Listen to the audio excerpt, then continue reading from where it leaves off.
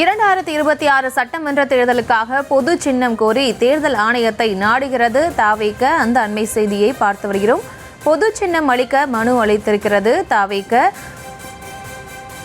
2026 சட்டமன்ற தேர்தலுக்காக பொது சின்னம் கோரி தேர்தல் ஆணையத்தை நாடுகிறது தாவேக. அந்த அண்மை செய்தியை பார்த்து வருகிறோம். மேலும் விவரங்களோடு இணைகிறார் இந்த செய்தியாளர் ஜெரி. ஜெரி, வணக்கம். மேலும் விவரம். வணக்கம்.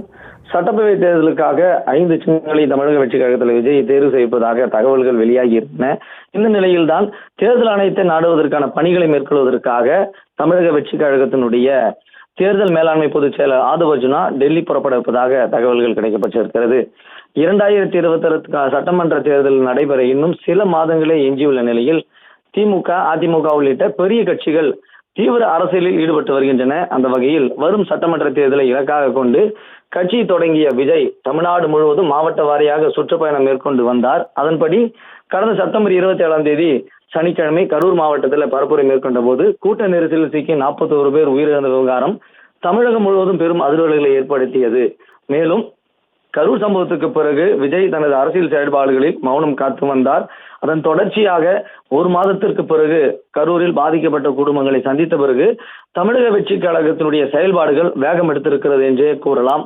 அந்த வகையில் வாக்காளரின் மனதில் எளிதில் பதியக்கூடிய சின்னங்களை தேர்வு செய்து வழக்கமாகும். அதுபோலதான் திமுக தனது உதயசூரியன் சின்னத்தாலும் அதிமுக தனது இரட்டை இலை சின்னத்தாலும் வாக்காளரின் தனித்த அடையாளம் பெற்றிருக்கிறது. அதே போல தேசிய அளவில் பாஜகவின் தாமரை மற்றும் காங்கிரசின் கை சின்னங்களுக்கு மக்களின் நினைவில் வலுவாக பதிந்திருக்கக்கூடிய சூழலில்தான் தமிழக வெற்றி கழகம் புதிதாக களம் காணுகிறது 2026 சட்டமன்ற தேர்தலில்.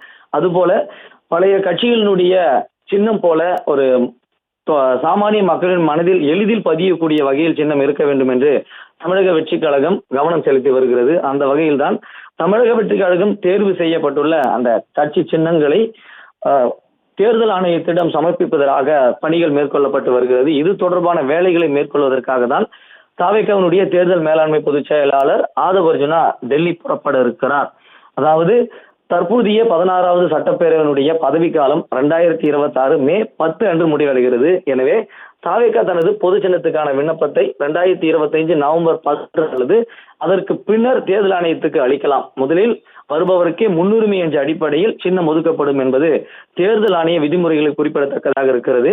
சின்னம் கேட்டு விண்ணப்பிக்கும் போது கட்சி தேர்தல் ஆணையத்தினுடைய பட்டியல் உள்ள இலவச சின்னங்கள்ல 10 சின்னங்களை தேர்வு செய்வது குறிப்பிட வேண்டும். அதே நேரத்தில் தாவேகா விரும்பினால் புதிய 3 சின்னங்களை தானாக முன்மொழிந்து அவற்றில் ஒன்றை அங்கீகரிக்கும்படி கோரலாம். ஆனால் அந்த சின்னங்கள் ஏற்கனவே வேறு கட்சிகளால் பயன்படுத்தக்கூடாது மற்றும் தேர்தல் ஆணையத்தினுடைய பட்டியல் இருக்கக்கூடாது. அதன்படி நவம்பர் முதல் வாரத்தில் டெல்லியில் உள்ள தேர்தல் ஆணையத்தில் கட்சியின் சார்பில் விண்ணப்பம் செய்திருப்பதாக தகவல்கள் வெளியாகி வந்த சூழலில் தான் தற்பொழுது அதற்கான பணிகளை மேற்கொள்வதற்காக ஆதவ் அர்ஜுனா டெல்லி புறப்பட இருக்கிறார்.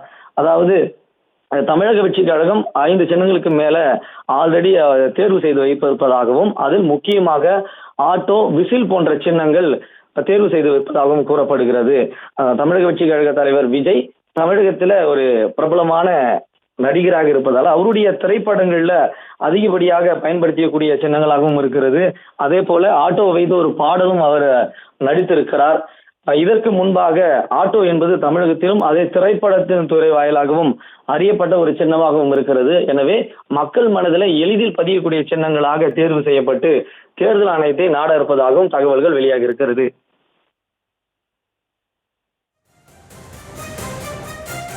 விவரங்களுக்கு நன்றி ஜெரி.